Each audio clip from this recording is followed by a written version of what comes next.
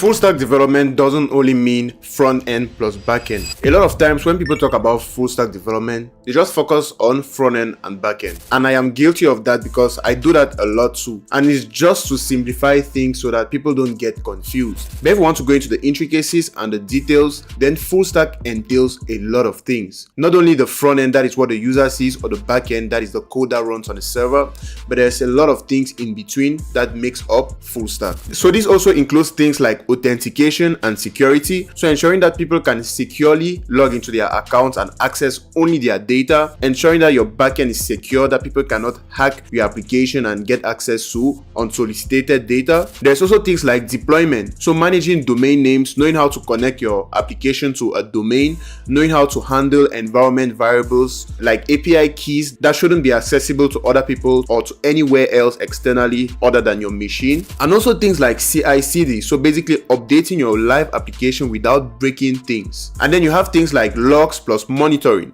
because once your application is live and there is something that happens that causes your application to slow down or maybe crash, you should be able to know exactly why thanks to appropriate logging. So you have to know how to log, monitor the health of your application, so that at any moment if something goes wrong, you know exactly how to diagnose, or at least you have some information to start working with. And then you also have things like backup, so you have to back up your data regularly, and this should be done at all stages. No matter if you're running a small startup, you don't have so many users, or you have a super large startup, you should always have backups, several backups at several points in time, because there can be a situation whereby your data gets deleted for some reason. And this doesn't only happen to small companies, it has actually happened to bigger companies.